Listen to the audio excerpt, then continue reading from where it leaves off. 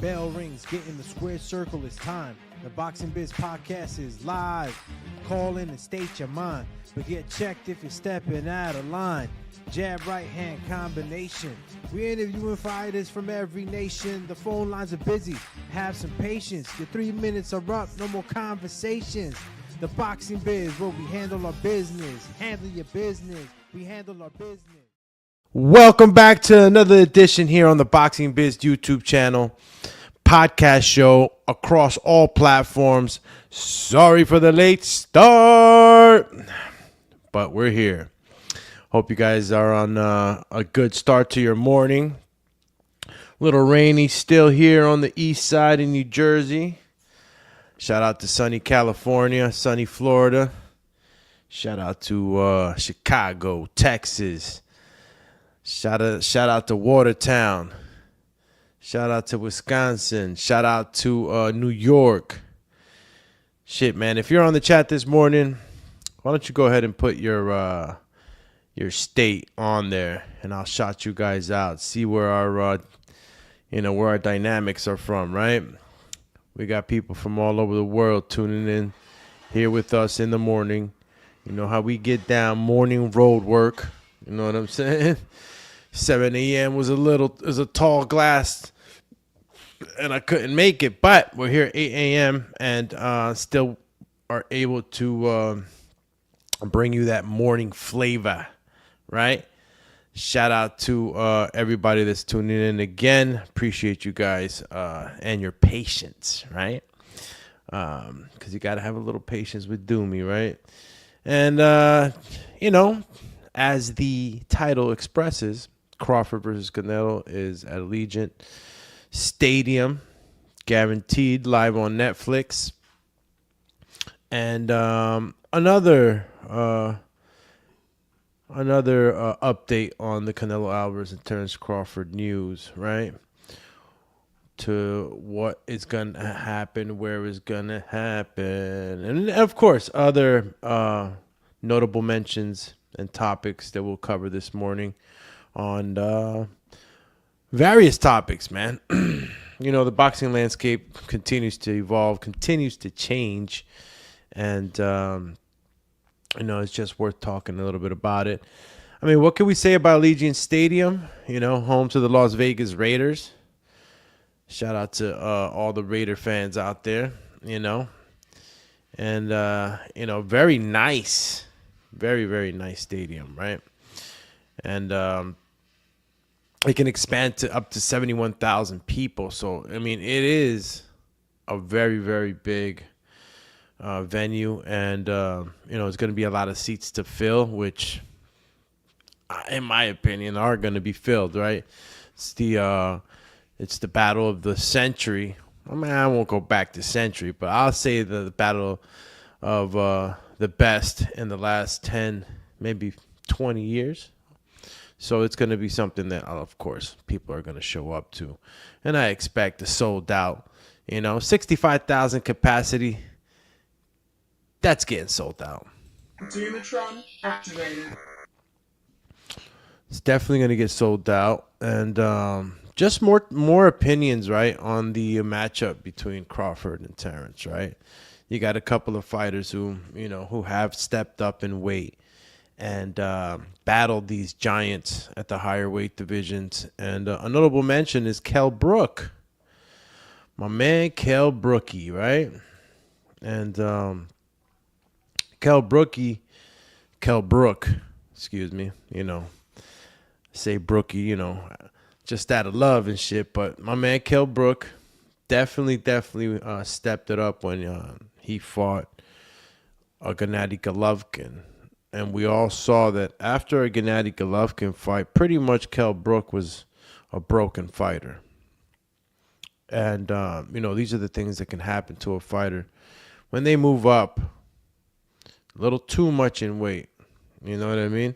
And if you be honest with, matter of fact, Morning Keys over here. Cheers. There you go, baby girl. All right. So, Yeah, so Kell Brook, a notable mention, right, in regards to a fighter moving up in weight and taking on a big threat.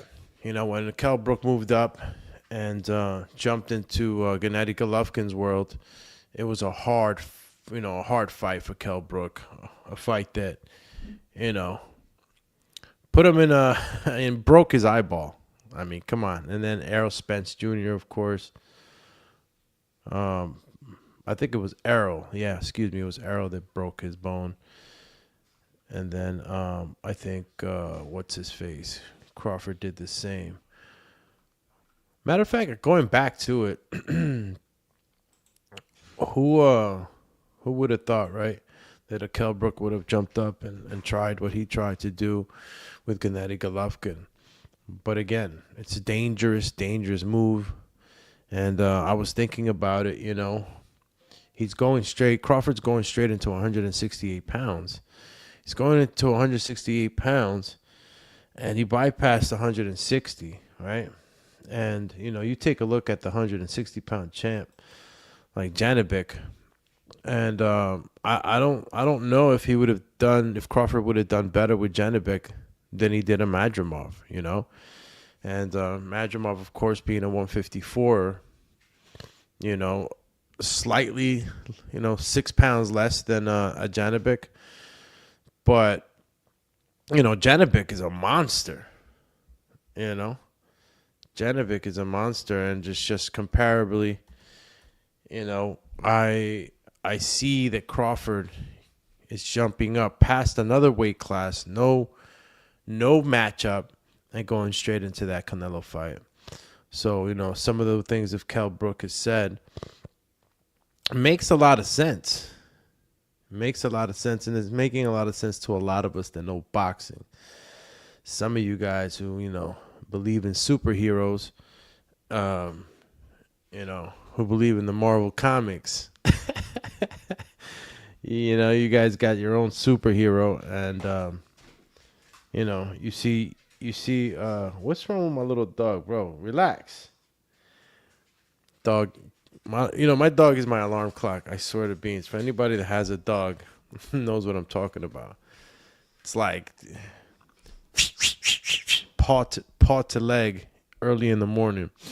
But yeah, I digress. Again, very notable, very very well understood from Kell Brook on what it really takes, right, to jump up through those weight divisions and take on somebody like the likes of Canelo. Gennady Golovkin, again, scary puncher, right? Scary puncher, but we can say that Canelo Alvarez is just as scary, right? And I'm just looking at Crawford versus any of the 160-pound champs, Janibek, Eslandi Lara, Carlos Adames. It's just not looking too good for my man Crawford.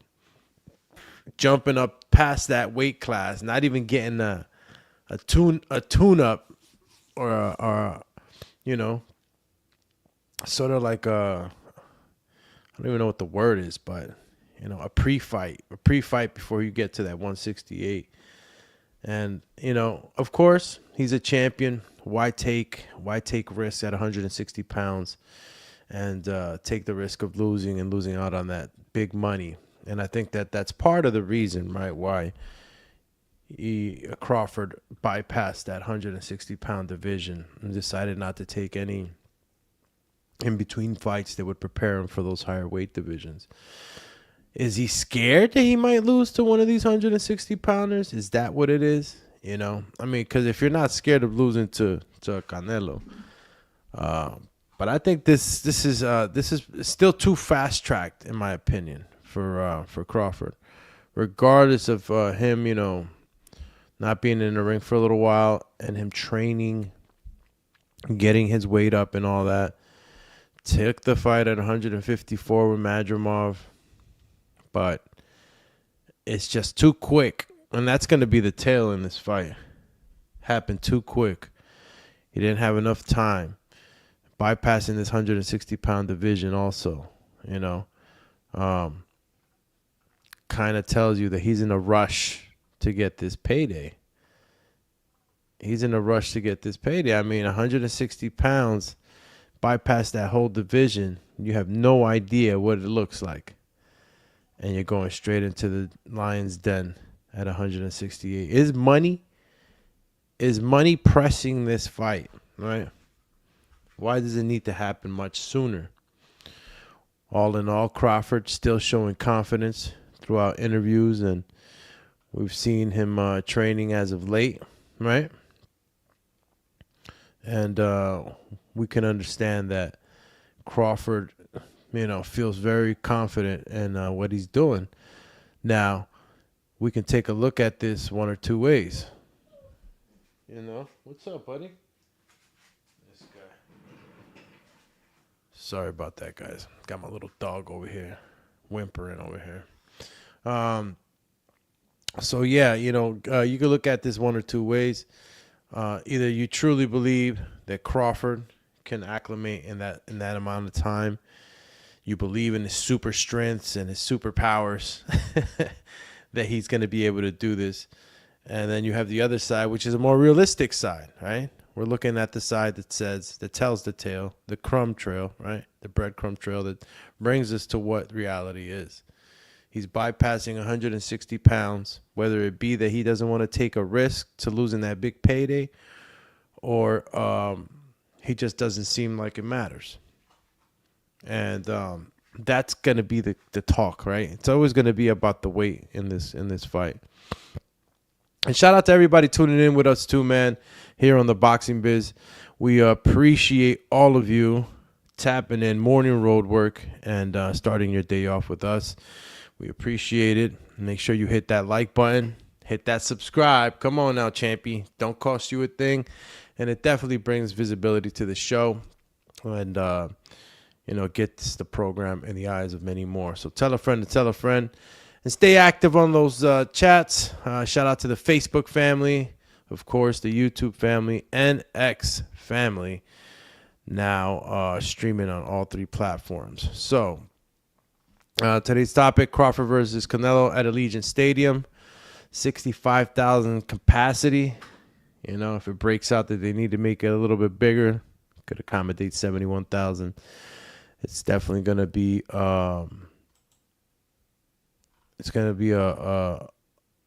let's see. It's definitely going to be yes. Excuse me. Got some new information coming in. What's this? Okay, that's not. Apologies, guys. All right. So, yeah, Allegiant Stadium. Yeah, it's guaranteed. Apparently, they already talked to the UNLV, made sure that all the dates are squared away. Yeah. And, yeah. Okay, so this is happening in Allegiant Stadium for sure. Las Vegas Raiders. Shout out to all my football fanatics out there. For the life of me, man, all I've ever watched is combat sports. I definitely got to get better at getting more familiar with the other sports. I play football, yeah. Don't ask me about names and positions because I'll definitely fail that. Yeah, man. So we're going to take a look at some of the things Kell Brook said as far as him quoting it. But while we're looking for his quotes, Munguia, right, PED update. It's been a little bit of a stain, on Eddie Reynoso's camp, man, that all his fighters have been popping like this. It's been a lot. And a lot of us are not too familiar with PEDs. I know I'm not as familiar as I should be. But, an exogenous testosterone refers to testosterone that is introduced into the body from an external source. Yeah, when I read that word, I was exogenous. Okay. Time to tap into the dictionary. But it's basically something that came out of the from an outside source instead of the body producing it. That's what exogenous means, as far as steroids go. But just an update on what's going on with him. And, he could possibly be suspended. I know Edgar Berlanga was one of the people he wanted to fight was Jaime Munguia.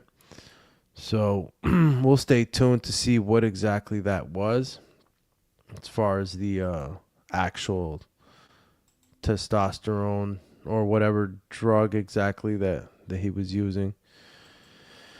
Performance-enhancing drugs. I don't know if clenbuterol is part of the picture, but definitely still going through it. And we're still living off the Richard Hitchison Kambosos fight this weekend, and definitely shook things up in the division. A lot of things moving around between the 135 and 147 pound division.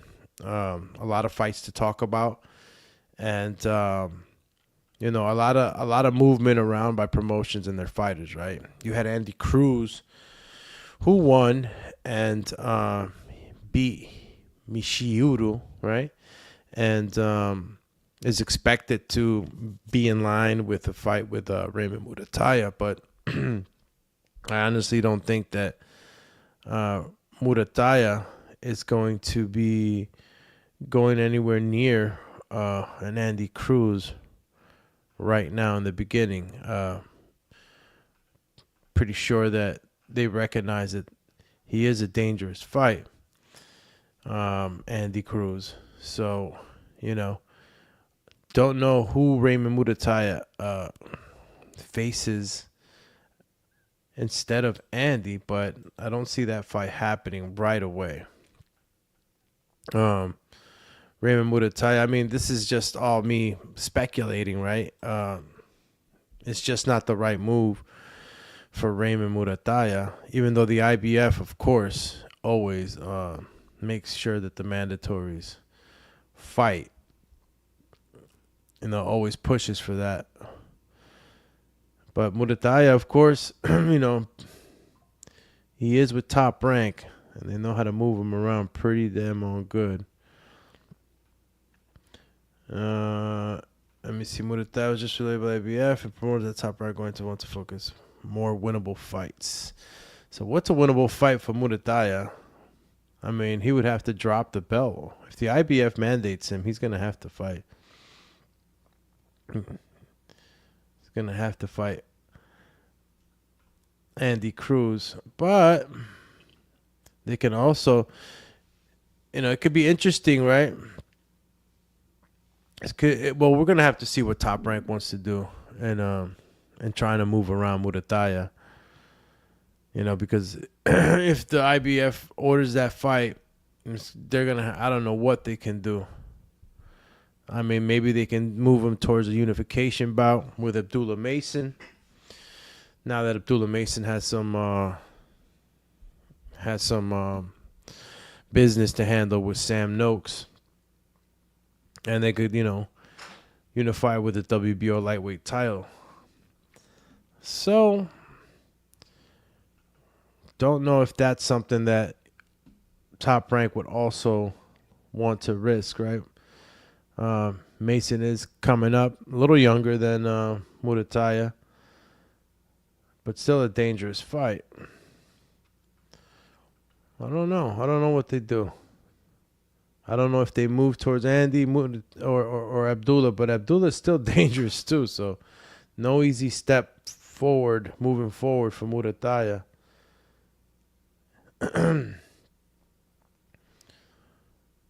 Yeah, it's all dependent on that IBF and how much they push to get that Mando and Andy Cruz to happen right away. I would like to see Cruz and Murataya though. Just to kind of keep things simple and keep things, and still, even though Andy Cruz, to me, has the ability, is probably the favorite, this is boxing. You just never know. Muay Thai would still be a good fight. Yeah. And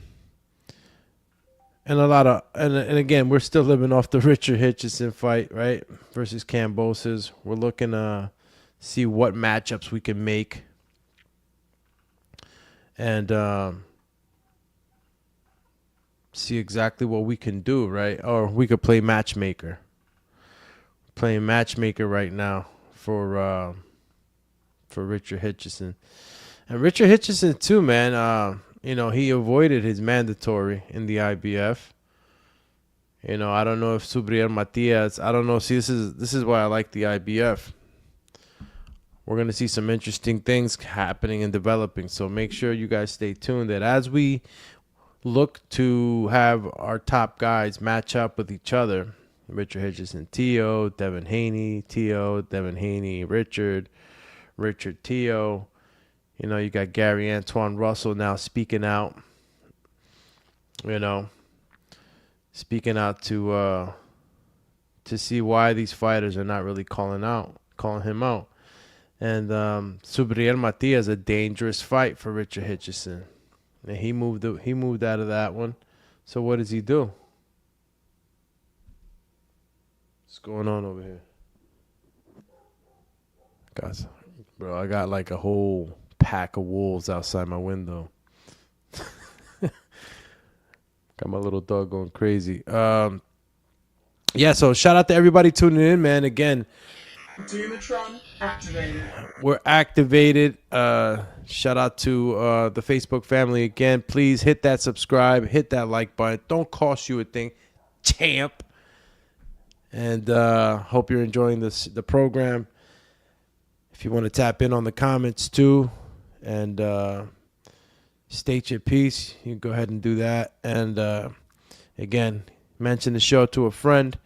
And let's grow the community and continue talking boxing here as we continue to develop this schedule, this weekly schedule, and bring you the latest in boxing news. So, yeah, Gary Antoine Russell also upset that nobody's mentioning them, right? Nobody wants to mention Gary. Let's see. And I think we talked a little bit. We talked enough about what Kell Brook had to say, right? I mean, but it makes sense, man. It makes so much sense when you're talking about, when Kell Brook's talking about a fight, right? That that Crawford is taking. That it's going to be a jump. It's a heavy jump, man. Heavy jump. And Crawford did not. He did not stop at 160 pounds to see what was happening. This is a straight to 168. Straight to 168. Can Crawford get damaged? Will Crawford get damaged in this fight? It's a huge possibility, man. There's a huge possibility that Crawford, after this fight, it's gonna be a big it's gonna be a big problem, man. If he can't handle that power and that weight in that fight, because Canelo Alvarez is gonna come out straight from the gate. And you saw what happened to Kell Brook. You saw what happened to Kell Brook, man. Kell Brook got destroyed. He wasn't the same no more. And he got his eye broken twice. It's no joke. And when you're talking about, the type of weight jump that Crawford's trying to do, yeah. You're definitely playing with fire. But, you want to chase legacy. You want to be the greatest. You feel like you can do it. I'm not saying nothing. I'm not saying don't go be great. But holy cow. It sounds like, let me see, actually. I just want to make sure that Kell Brook got his eye broken by by Earl Spence and Gennady or Earl Spence and Crawford? I forgot how many times they broke my man's eye bone. That's crazy.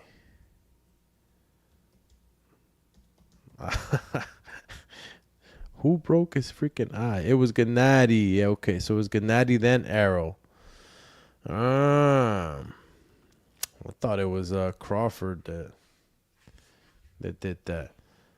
Okay. So it was so it was Earl Spence. Okay. Earl Spence and Gennady were the ones who broke Kell Brook's face. And Earl Spence is a hard puncher too. So, I don't know if we can say that Earl is a harder puncher than Crawford. As you know, Crawford did beat him. So we can't really get too much of a gauge on that. But Errol Spence Jr. was definitely a hard hitter, inside puncher. And he broke his eye. So, yeah, it was Gennady Golovkin and Earl. Shout out to my man Ray Big Time 35 says Bud ain't Kell Brook. Ray Big Time says Bud stopped him with a jab. Yeah, that's what I'm saying. He stopped him with a jab. So, it's not like I can't say Crawford don't have the same type of power, but does he have the Canelo power? You understand? Does he have the Canelo power? None of these, neither Crawford, neither Earl, hitting harder than Canelo, bro. They're just not. They're just not, man. And Madrimov handled some business in there. 154-pound Madrimov. Imagine what Janibek would have done. See, you guys don't want to talk about that. A lot of these fighters right now are money blind. I don't even know if that's the right thing to say, but they're looking at fights like, just give me the money. You know what I'm saying? I mean, it's a huge payday. Crawford basically would have to be crazy not to take that, right? It's a huge payday. I'm not saying don't take it. I'm just saying that for all of those that are, saying this, that, or the other, y'all, I think y'all are a little blind. Y'all can't see. Y'all can't see what's the obvious here. Obvious is that the guy is a much bigger guy, fought at that weight. I'm just going to keep saying it. I'm going to keep saying it because I don't want all y'all bud tenders, right? I don't want you all coming about acting like it's a surprise later. I don't want no excuses. He was too big. Well, you already knew that. You already knew he was too big. Ray Big Time 35 says, lastly, bro, I'm a Buff fan. I don't see him win, to be honest, LOL. I was hoping he went undisputed at 154. See, champ? They needed you in his management company. He should have just... Listen, Crawford should have just stayed at 154. Took over 154. He would have been 3-time undisputed. And then he could have jumped up anywhere he wanted to jump up. But you know what made him jump, man? Money, money, money. Money. That money made him jump. And again, fighters are gonna take, fighters especially like Crawford. They're gonna take the fight if they even feel like they have the slightest chance. Big money. Big money. You get paid $50 million. I'm not saying $50 million is what he's getting paid. Excuse me. But 50, if you're getting paid that, if you're getting paid $20 million, come on, life-changing money. Anybody will go fight you. This was an argument that Duran Ennis was making at the press conference after his victory, right? After his last victory, where they were mentioning Brian Norman Jr. And, he's basically mentioning like, yeah, they're mentioning my name, they want a better payday. Of course. you get paid 500 stacks or whatever it may be, or whatever money less, and you got a guy that's going to pay you $2 million, and then, yeah, I'm going to go fight that guy. I'm a fighter. I need to get paid. Prize fighting. That's what this is all about. And this is what's pushing the envelope. If you guys can't see it, money's moving boxing right now. And it's always moved boxing. But right now, especially with my man Turk, big bag. I mean, he's moving boxing. He's moving boxing. And money's moving right now. The money is moving right now. And that's one of the reasons why we keep getting all these fights, right? The money's moving around. But at the same time, creating a lot of prima donnas, right? A lot of fighters just, don't want to fight each other. They want to keep that or they want to just get paid more, or they're pricing out.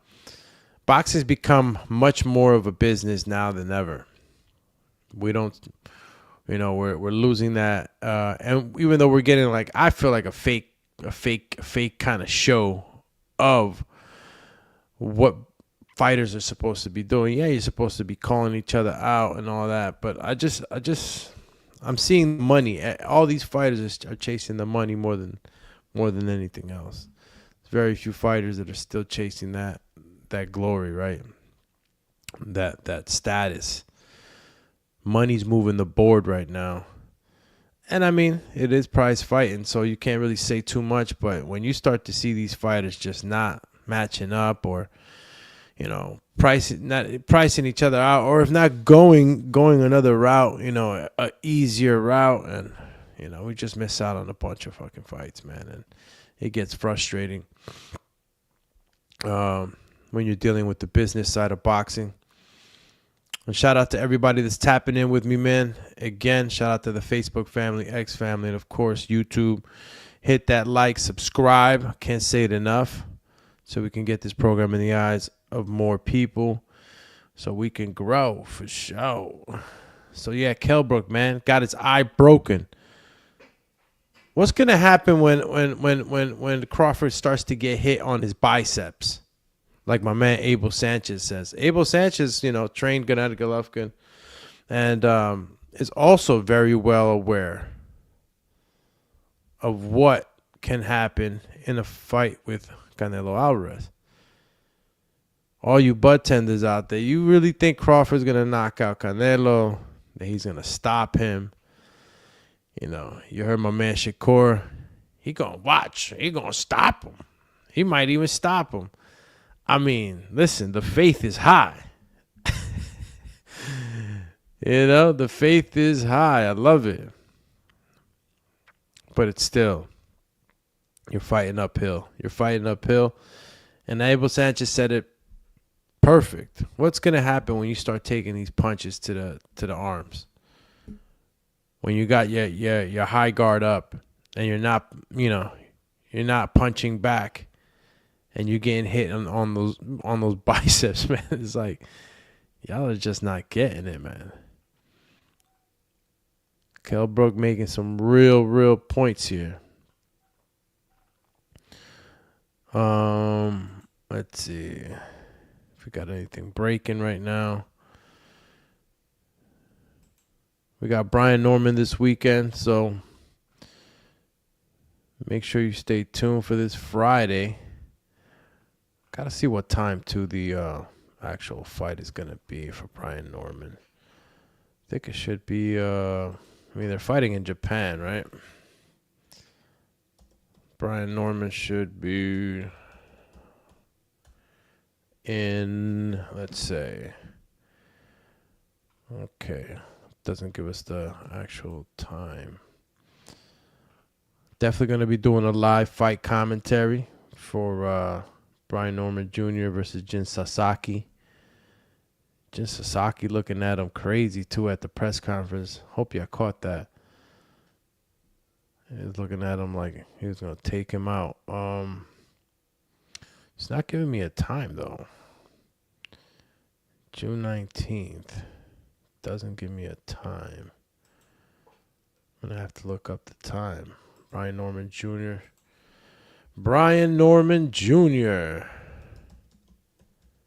fights. Okay. Let's see what the Japan is. I don't know what the hour difference is in Japan, so forgive me. So this Brian Norman Jr.'s fight against Jin Sasaki in Tokyo, Japan will begin at 4 a.m. on Thursday, June 19th. So it's not Friday. So excuse me. Scratch that. So it's Thursday, June 19th. This translates to 1 a.m. Pacific time, 9 a.m. BST. The main event featuring Norman Jr. So I can expect it to start around 7:15 a.m. Eastern time. 4 a.m. Pacific time, 12:15. I guess this Mountain time. The fight will be streamed live on ESPN Plus. Damn, that's gonna be an early bird special. 7:15 a.m. So we're gonna be live here on the Boxing Biz since we get up on the morning road work. So okay, so we'll cover that fight definitely. So expect that for Thursday, which is tomorrow, right? Tomorrow morning. We'll definitely be tapping into the Brian Norman Jr. fight. So again, don't forget, Brian Jr.'s fight against Jin Sasaki in Tokyo, Japan will begin at 4 a.m. Eastern time on Thursday with the expected walkout for Norman Jr. and Sasaki to be around 7:15 a.m. Eastern time, 4:15 a.m. Pacific time for all my Cali champions out there, Las Vegas. So you're going to have to be up early for this one. Whoa. The fight will be streamed live on ESPN. I'm pretty sure they're going to get a crazy viewership in Japan. Of course, everybody's going to be tuning in for Jin Sasaki. So make sure you're turning up for Norman Jr., bro. Now I'm saying let's support our fighter all the way here from America. I'm getting up early for my man Norman. I'm trying to see this live in action. Plus, I could probably imagine you catching the fight right before you go to work. What? That's official. I mean, it depends what time you go in, but if you go in like at 9 or even 8, depending on how long the fight goes, because if they walk out at 7:15 a.m., 7:30, half-hour fight, you out the door at 8 a.m. with the fight. So this is going to be like a breakfast fight. That's it. All right, champs, tune in tomorrow morning at 4 a.m. if you want to see the entire card. But if you want to expect to see the Norman Jr. and Sasaki matchup, then you can expect that to be around 7:15 a.m. So, all right, tomorrow morning, breakfast and boxing here on the Boxing Biz podcast show.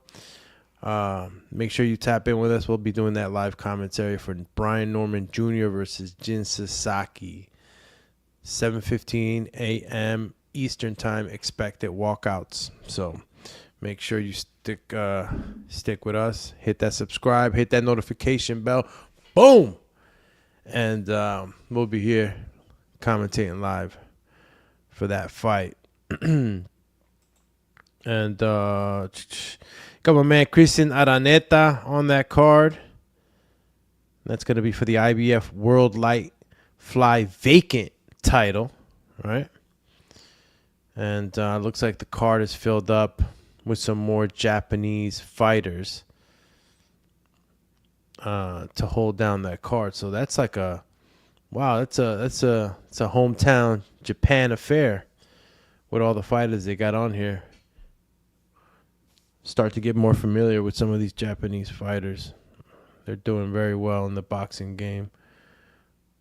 Okay, so and that's going to be where? In the Ota City General Gymnasium, Tokyo, Japan. The Ota City General Gymnasium. I don't know what that looks like.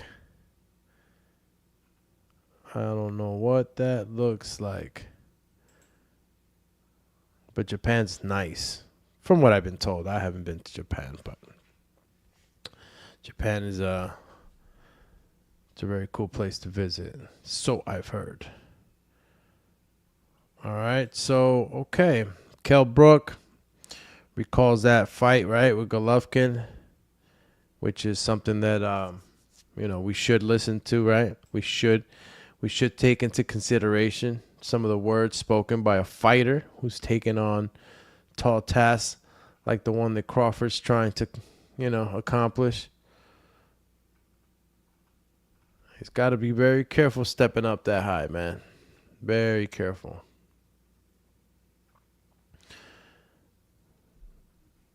But I'm trying to see if there's anything new from Munguia, man. I want to know what in the heck was taken, right?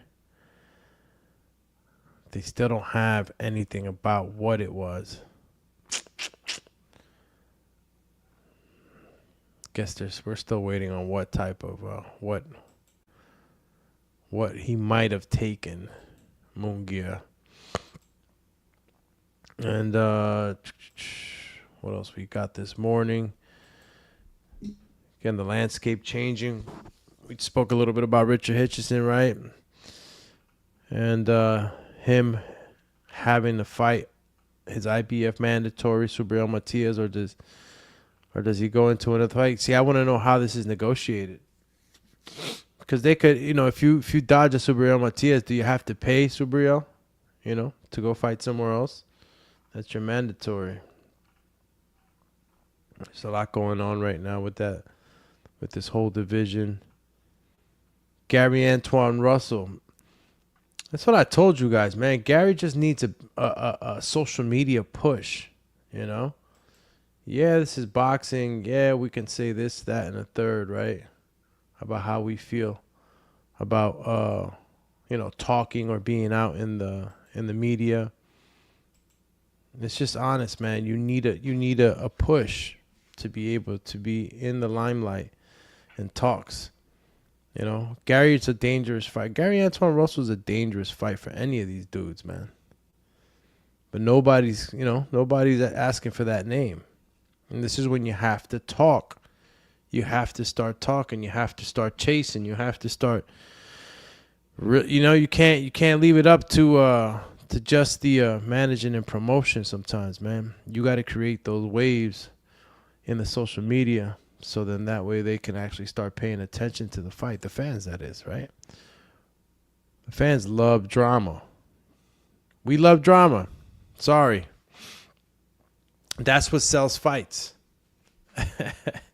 I mean, you saw.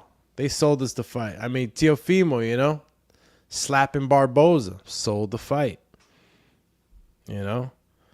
Pushes, shoves, all that shit. It sells fights. And Gary Antoine Russell just got to get out there and start talking a little bit more on the social media.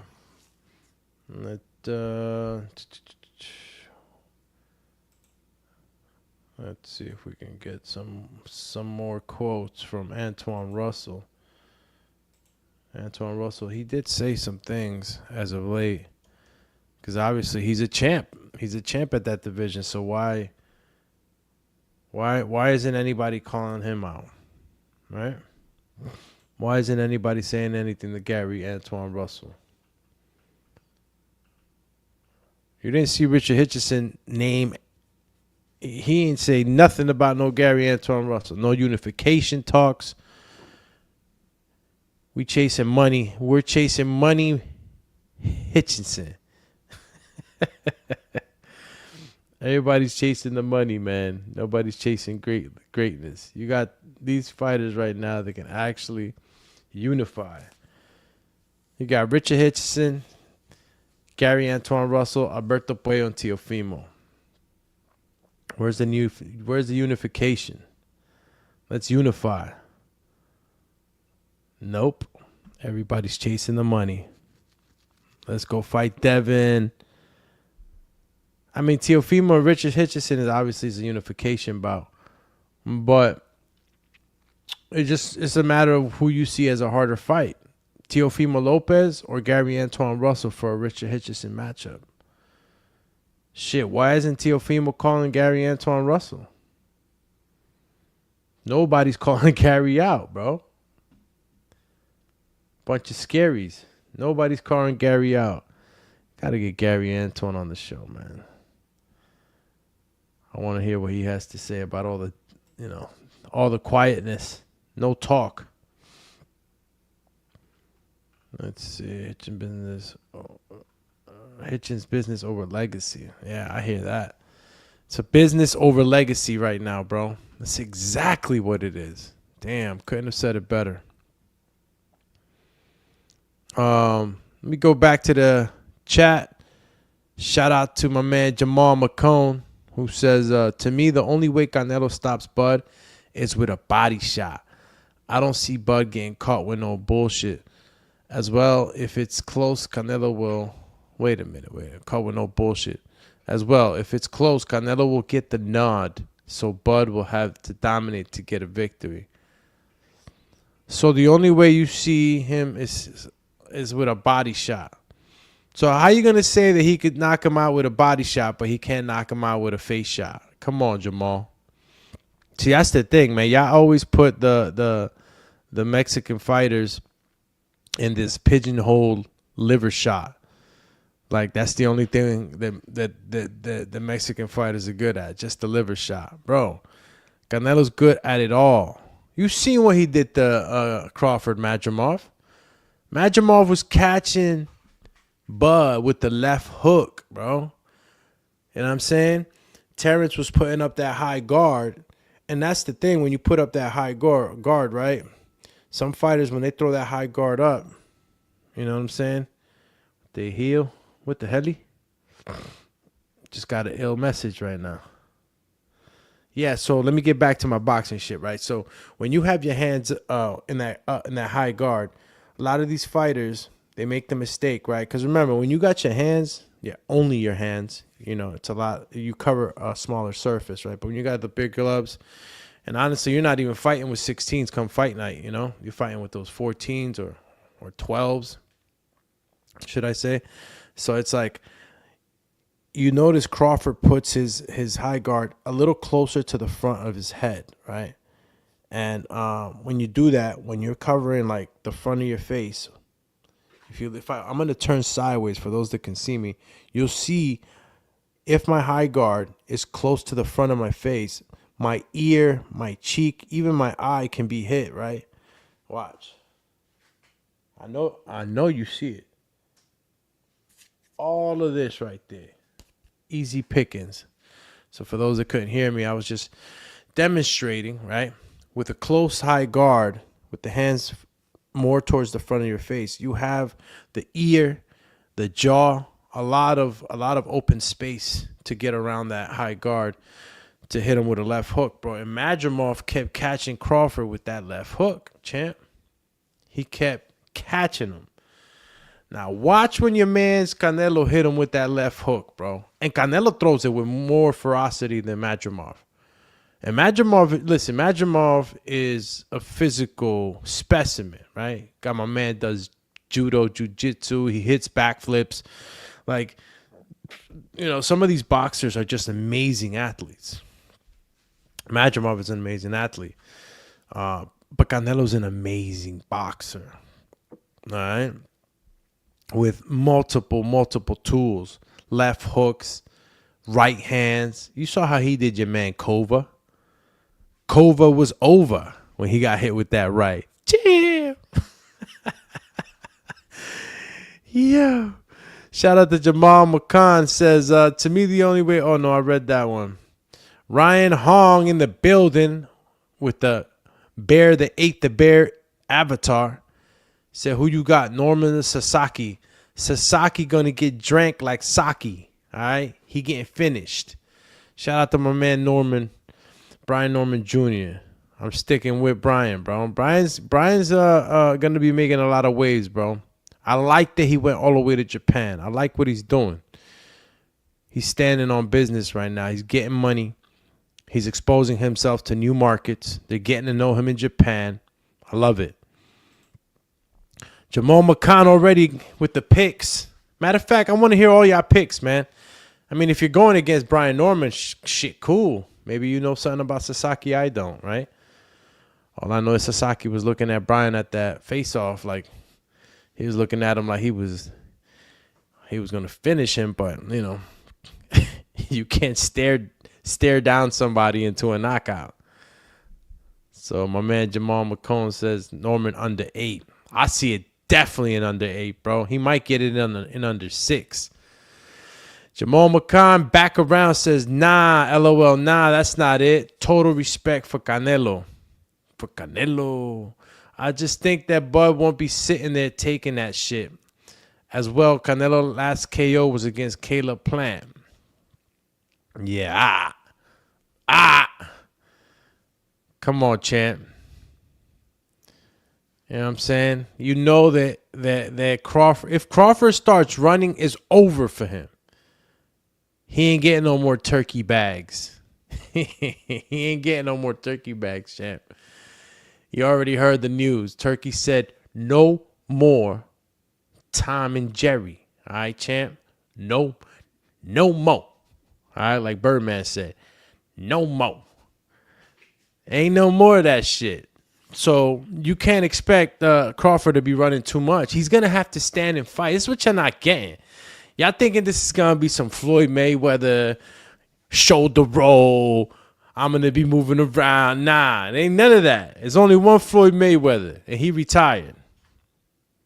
All right? I love it, though. Y'all be getting so passionate. Oh, man, Crawford, he's going to be, moving and grooving. He's not going to be able to touch him. What do you mean? Madrimov was touching him.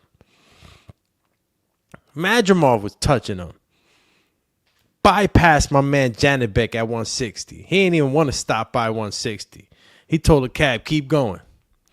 Keep going. Cab said, you getting off here? Nah. I'm going straight to 168. Payday. He wants the payday. Go get it. Shit, go get the bag. I'm not hating. I'm not even saying that you don't maybe have a shot. I'm just, and I'll probably, the underdog in me will probably be rooting for you. You know what I mean? Because that's what I do, right? Bet from the heart or bet from the wallet. But betting from the wallet, man, I got to go with Canelito, bro. It's a must. How many rounds you think this goes? That's from my man Ryan Hong. Ryan already trying to get it out of me. How many rounds? Shit, man. I think this is a 12-round ass whooping, if you ask me. I think I can, I have enough respect for Crawford to say that, he won't get knocked out. I feel like, he'll be battered by the end of the fight. But I don't feel like he'll be knocked out. And that's, again, the underdog in me, right? Speaking this way, but I definitely can see, a Crawford getting his bicep blown out. What happens if you get your bicep blown out? You can't fight. The fight's going to get stopped, right? If Crawford's bicep gets blown out by any one of these shots, it's going to get stopped. You know what I'm saying? KO by bicep blow up. Cheer. Shout out to my man Bernard Cole here with us on the early morning road work on the Boxing Biz. Cheer. I'm glad this is going to be on Netflix. I definitely will be watching the fights. Everybody's going to see this one, y'all. Everybody's going to see this one. Even the casuals. Everybody's tuning in for this one. September 13th, Chill Champ. Netflix, Chill Champ. Now, I've been kind of like thinking about, like, could it possibly make more money than Mike Tyson and Jake Paul? But it's just kind of far-fetched. A lot of people know who Jake Paul is outside of boxing. I think that's what, kind of drove the viewership higher. And, of course, Mike Tyson, right? Because everybody knows Mike Tyson. So I'm curious to see what those numbers are going to look like coming in when that happens. I think it was 108 million views for Jake Paul and Mike Tyson. Let's see how this looks, with these two. Jamal McCone, LOL. Yeah, champy. Ryan Hong says, what's in that mason jar? what you drinking. That shit looks cloudy, champ. What you got in there? Damn. Not for nothing. Your shit be funny as hell, bro. I carry this jar. Well, I drink out of glass, right? So I'll have a glass jar. If I go to the gym, I'll have it in a glass bottle. So what I do, guys, every morning, look, shout out to Barbie. That's wifey. Wifey's laughing at you, Ryan, because she be gunning me with this. She says the water looks dirty. That's hilarious. But I cut up a lemon into 4, right? Cut it into 4 pieces, and while I am drinking water throughout the day, I hit it with a fresh squeeze of a quarter lemon, and I put a little bit of sea salt, and that's either Baja Gold. You can get that now at Whole Foods. They just recently moved those salts to Whole Foods. Or what I've been using, that's Baja Gold. This just came out. You had to order it and stuff. The one that I have is, oh my God, it slips my mind. Maybe wifey's on the chat still can remind me what kind of salt I have. But you know what? I'm going to have to go get it now. Damn. I'm going to have to go get that salt. Ryan, if I don't tell you what salt it is, I'm going to go crazy here. So I'm just going to let my man AB rock out for 2 seconds. Think about the fight. I beat him. Everybody out there know I beat him. Everybody out there know I beat him. But let me talk something. Let me let y'all know. Y'all know I beat that boy. Y'all know I beat that boy. Y'all know I beat that boy. I beat him. Y'all know I beat that boy. Y'all know I beat that. Celtic salt, man. Celtic salt. Jeez, where's my brain at this morning? Yeah, Ryan, Gary Brecka. Gary Brecka's huge, bro. I was on Gary Brecka years ago, man. I mean, I knew about this stuff years ago. Gary Brecka's just been bringing everything to light nowadays. But yeah, man, you put a pinch of salt. The salt's going to help your body absorb the water. A lot of the times, we drink a lot of water during the day, and sometimes it's like, we're like, damn, man, I still feel dehydrated. What happens is, guys, even if you're drinking a lot of water, you could be drinking a gallon of water a day. If you don't have the right amount of electrolytes or salt in your body, you won't absorb the water that you need to into your tissue.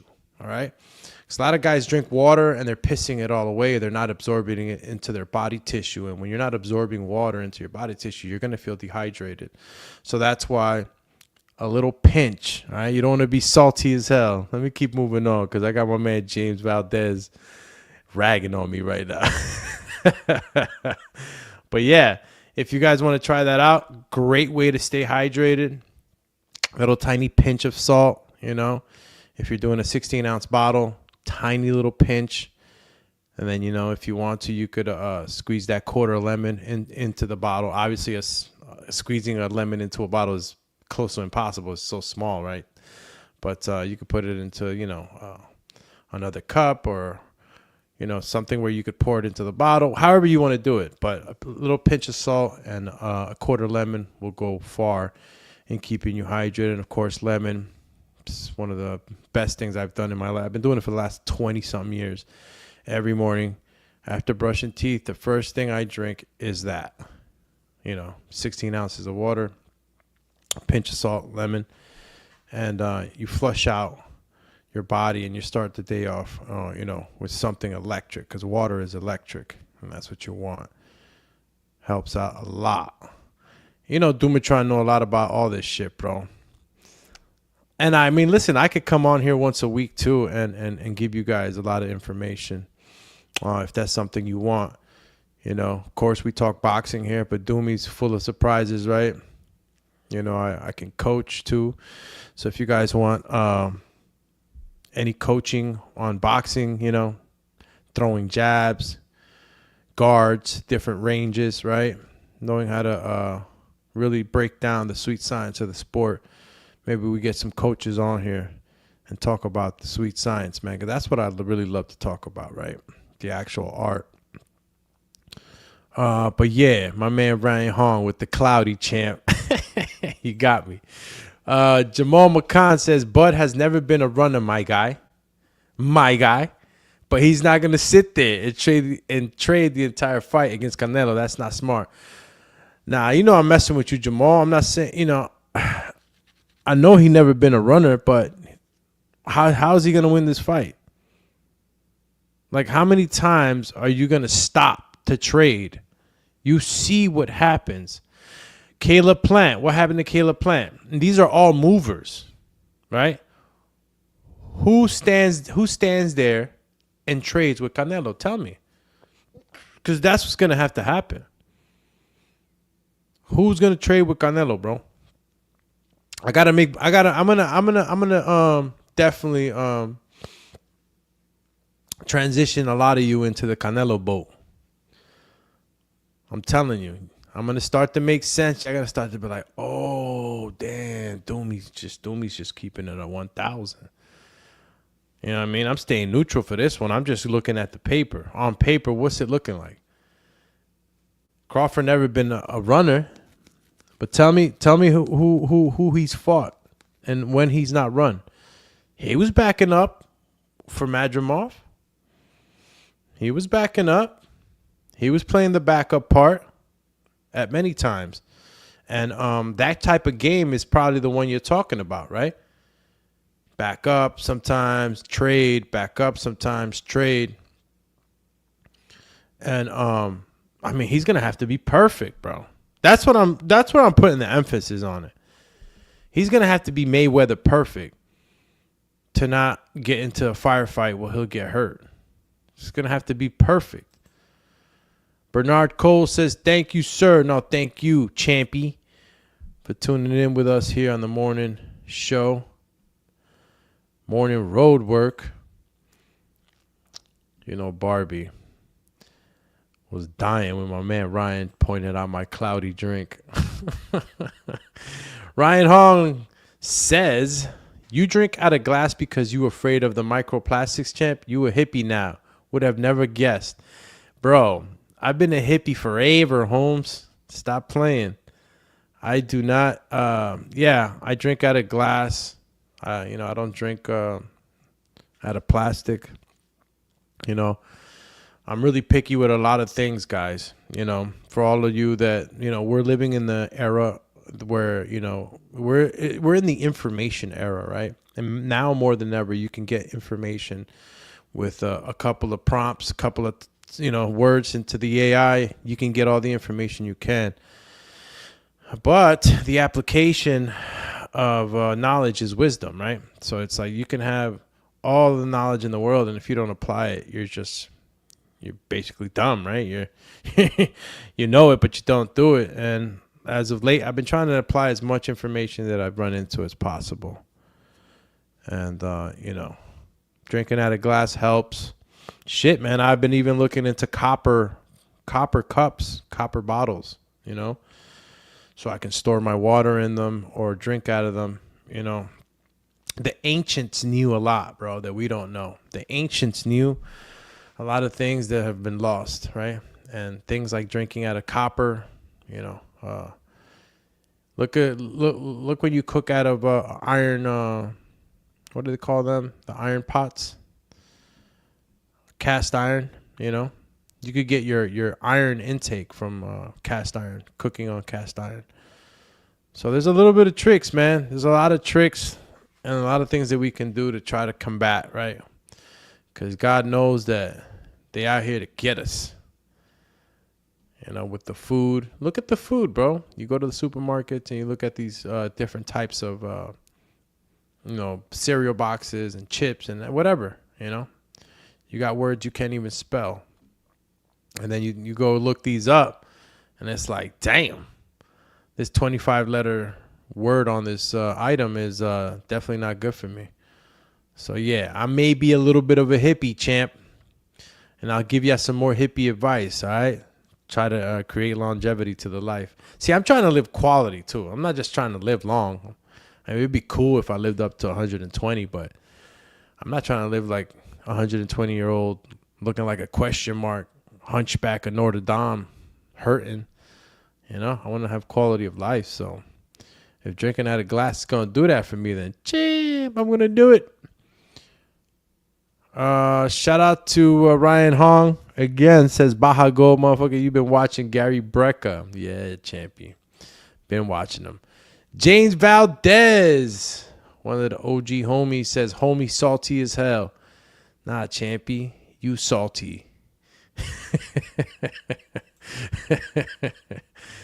Yo, Ryan Hong says, Chant, don't consume Celtic salt. Yeah, don't worry about it. I don't got hella mercury. That was just a story that another influencer was out there promoting. I think it was an Indian doctor that some of the salt that was collected by Celtic Salt was containing high levels of mercury, and I think it was particularly like one of their darker salts, but it wasn't the salt that I consume, and all that stuff was rectified too, Ryan, on that Celtic Salt news. So yeah, doesn't have hella mercury. It was just that one, I guess, batch or study that they were having problems with, or they were trying to say they had problems with. But yeah, and also true, man. Listen, when you're out there in the information highways, and you're looking up for information, you got to remember, guys, sometimes we have to cross-reference what some of these influencers are talking about online. Some of the information that we get, we have to cross-reference it again, So now more than ever, because we're living in that age where you can get information so fast, you got to make sure that we be careful with the information that we're given, because I ran into a lot of situations where I look into certain things, and then whatever I'm reading makes a lot of sense, but it turns out that there's some holes in the information, and you can't just run with that first one, man. It's crazy. It's a lot of searching sometimes just to get to the right information, truthfully. Shout out to my man James Valdez on the return. Says, just came in to smash that like button. And all of you guys listening right now, man, smash that like button. Just like James Valdez, just like my man Khabib says, Nurmagomedov. I smash. So smash that. And help us with the visibility of the show. You guys already know, man. You guys are the champions. You guys make it happen for us. So I appreciate you guys smashing that like button. Telling a friend to tell a friend. Ryan Hong says he got to use the Amir Khan game plan without getting iced. Ha ha, shit.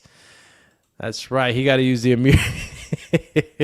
Amir Khan's plan ain't worked too much, man. See, and it's funny, right? Because, and I'll tell Jamal McCann this, right? If you're still listening, champion, that's a perfect example of what you think Crawford should do. You think Crawford should use the Amir Khan plan. Get in there, box, exchange a couple of times, move out, and I don't think you believe yourself if you think that Crawford is faster than Amir Khan. He's not. He's definitely not faster than Amir Khan, champ. Amir Khan tried that game plan with Canelo. I'm not saying Amir Khan is a Crawford. All right, don't start doing that. But you wanna say that Crawford's gonna have to move around, stop, drop and roll, fight a little bit, and then dip off. Like, easier said than done, my guy. Easier said than done.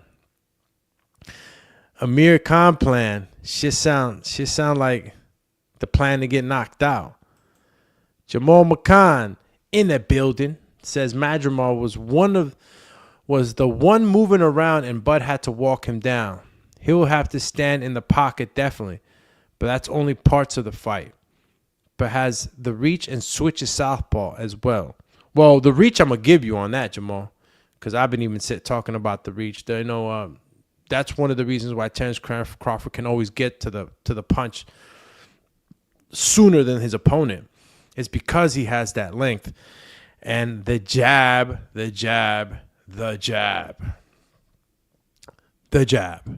If I'm doing anything to win against Canelo and I'm Crawford, it's the jab. I'm throwing all types of jabs. Up jabs. I'm throwing snap jabs, power jabs. I'm throwing the 1-2-1 combination, right? Now, if you guys don't know what I'm talking about, the 1-2-1 is, and I'm going to back up and raise the volume, so if I sound kind of crazy, Don't mind me. All right, champs? For all those watching. So, I'll point this motherfucker right here. Bam. All right. Hopefully you guys can still hear me loud enough, right? So the 1-2, right? Right here. 1, 2, 1. So when you throw that 1, 2, 1, all right? And if you guys saw what I just did, all right? 1, 2, 1. That one, that third punch, which is the power jab, the jackhammer jab, that jab can really, and you've seen that 1-2-1 from Kovalev. That's where and I've seen it from many fighters, but Kovalev, you made that one of his dangerous combinations. He would end that with that 1-2-1. That last punch in that 1-2-1 combination is a jab, but is a power jab, step-in jab with all your weight in your body. It feels like a right hand. You could get knocked out with a 1-2-1. And he did it to Earl Spence Jr., Crawford. Hit him with that 1-2-1. So the jab is it. That is it.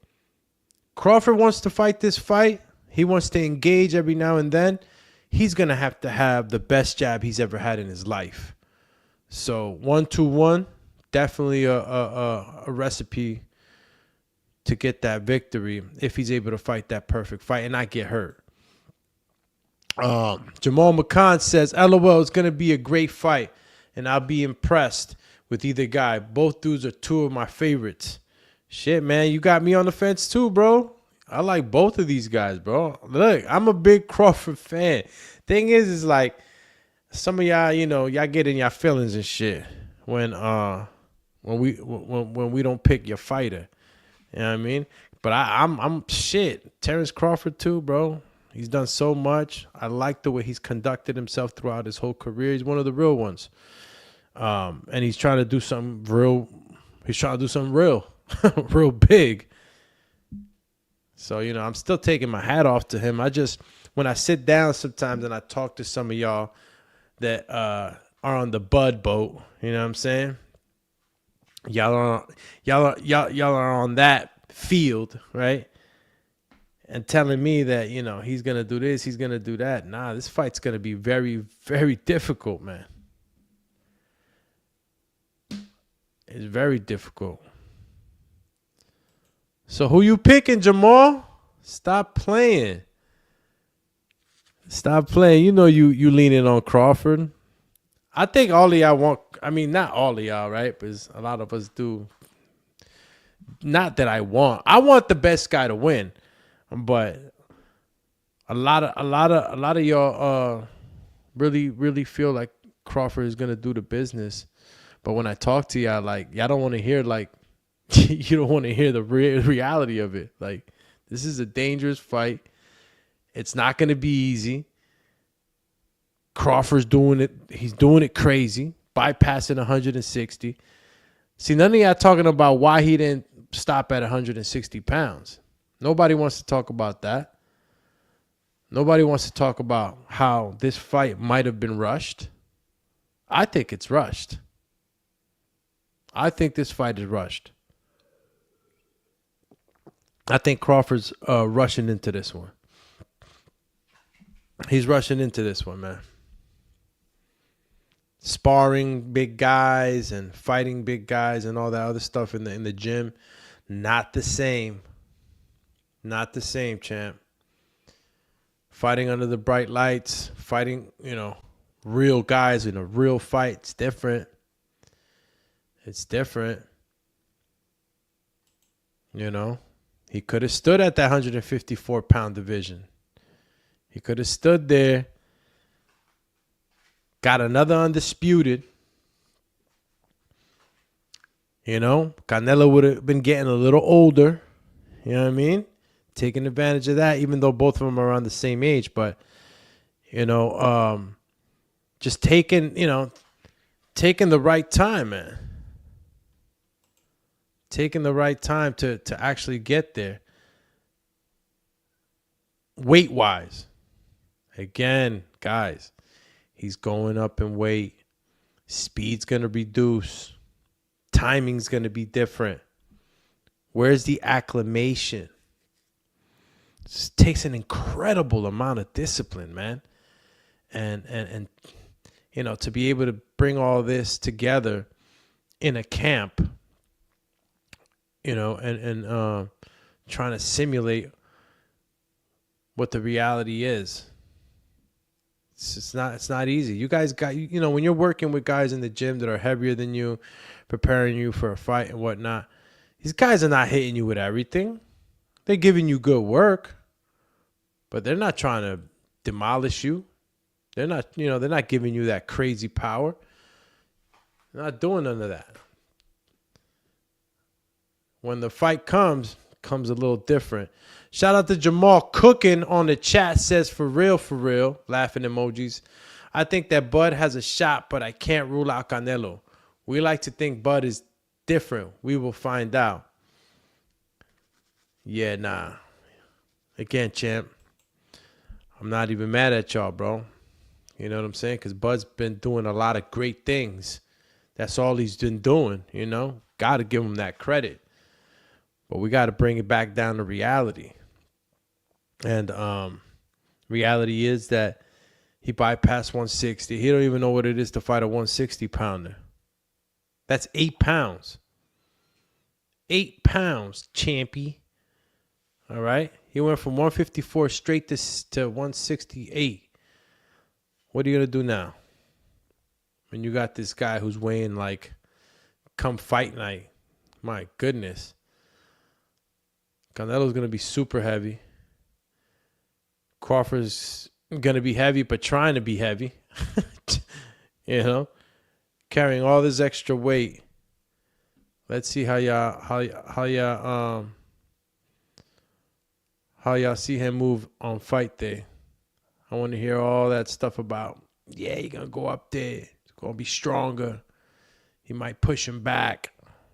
Nah, I don't want to hear that. Jamal McCann says, so what will we say if Bud wins? Well, we're gonna say that he's the greatest. That's for sure. And you know, I mean, what am I gonna say? And honestly, I just don't see it happening. But what am I gonna say if Bud wins? I mean, what y'all want me to say, man? I'm gonna give him his credit. I don't know how that could happen. I mean, the only way I see Terence winning is, of course, by points, right? And him being able to, you know, round by round, you know, get out of there each round with points. And, you know, that just doesn't sit well with me, because that gives me the feeling that it's going to be a running around fight, right? That's not what we want. No Tom and Jerry fights. But if he wins, man, I don't know what we're going to say about Canelo. I don't know what happens to Canelo after that. You know, because this fight, be honest with you, man, whoever loses between Canelo and Crawford, it's not going to look good, right? Like that aura of invincibility, right? And it kind of went away with Canelo, right? When he lost to Dimitri Bivol. I'm not going to say that it left Canelo when he lost to Floyd, right? Because, like, everybody, not that they were expecting him to lose to Floyd, but they were like, you know what? He lost to the best, right? He lost to the best. And shout out to everybody that's tapping in, man, on the chat. Shout out to the YouTube family. Again, I can't thank you guys enough.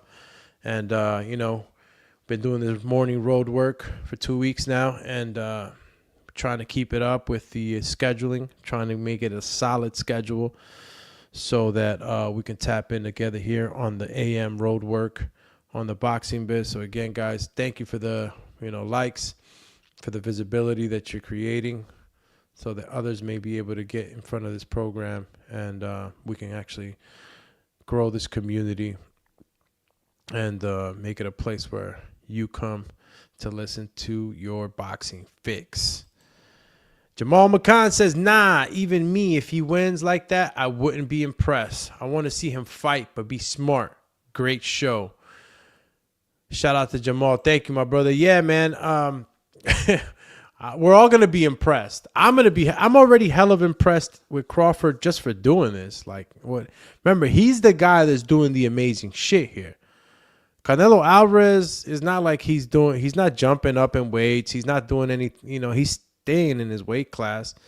And of course, we got to give him the credit for taking on a great fighter in Terence Crawford. But Terence Crawford's win is going to be bigger than Canelo's if he wins. Crawford, by gaining this victory, is going to be just catapulted into boxing greatness. Like, he's the one taking the risk. He's the one that I'm, giving more credit to and taking this fight. He's the guy doing the legendary shit. He's the one jumping up. So, definitely would be super impressed with a win. It's just that Tom and Jerry shit ain't happening. It's just not. It's not going to be working out. For any fighter trying to get a big bag with Turkey. All right, guys. So I guess nothing really solid with Gary. I know that we spoke on Gary a little bit. I was just trying to speak a little bit more, but I guess just to get some backstory on why Gary Antoine Russell and a Richard Hitchinson fight would be good. There is a backstory, right? And I guess I'll show you guys in the I guess I'll share it with you guys here. Let's see if we can share it now on the screen. Gary said this. I guess there's a backstory, right, with Gary and Richard. And if you guys can see that, I'll take myself out, actually. So it says, this is Gary Antoine Russell on X. He said, how can a guy lose to me 4 times in the amateurs? We both have belts in the same division, and yet you don't even want to fight me. Boxing is getting soft, for real. I'll fight anyone as long as it makes sense, money, or legacy. So, bam. That's pretty dope. That's the type of stories that we like, right? We get a backstory. Is beef. Beat me 4 times in the amateurs. I want that get back. But Richard Hitchison obviously not calling out a Gary Antoine Russell. And, I can't get at Richard Hitchison for not calling him out. I mean, money's moving the board right now. So how much money can that Gary Antoine Russell and Richard Hitchison fight make? And how can that come together to be a great fight, right? It would be a great fight, but how could it be a great fight to make good money? And so that was something that Gary Antoine Russell mentioned. And I was just like, you know what? Be a great fight. Let's see. I think that's a notable mention of what he said. A lot of business over legacy going on.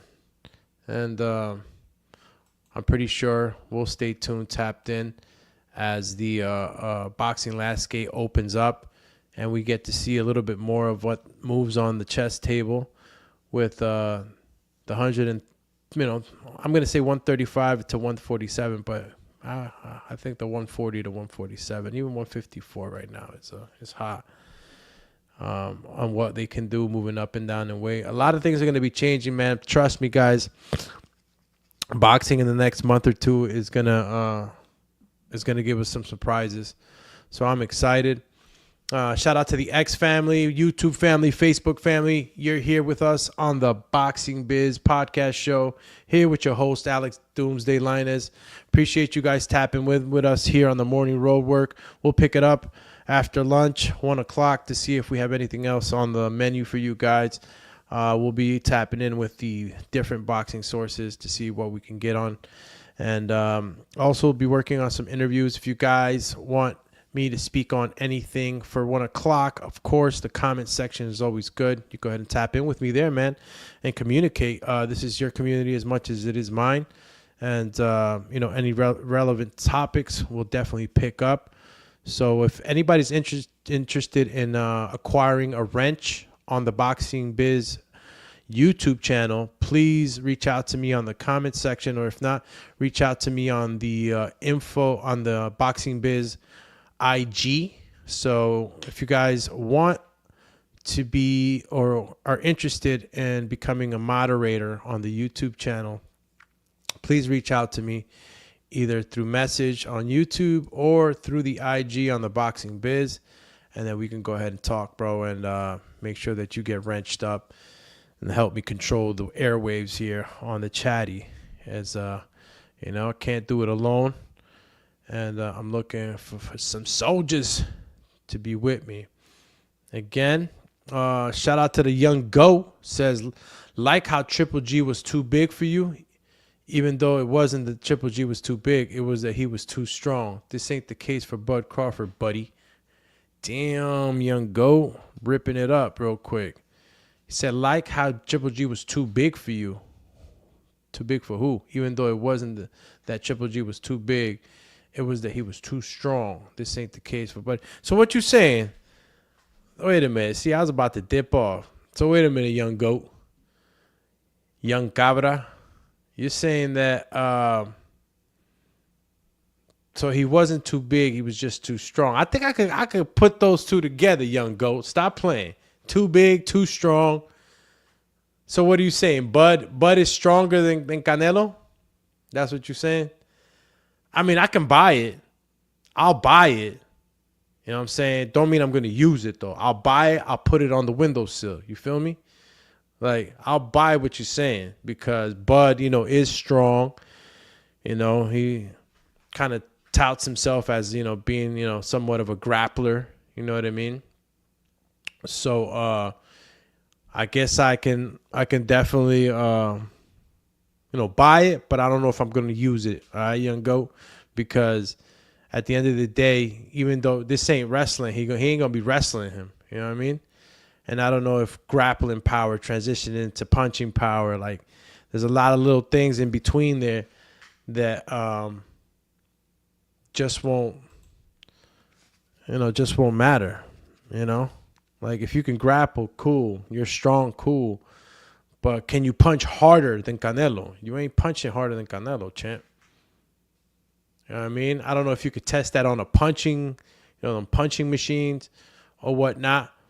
But the knockout guy is Canelo. All right, so when you're saying he's too strong, he was too big, not too strong. You know what I mean? You got me on the fence with that one. Let me read it again, too. Like how Triple G was too big for you, he said laughing emoji. Even though it wasn't that Triple G was too big, it was that he was too strong.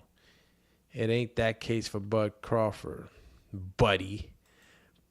All right, buddy. Come back with something else.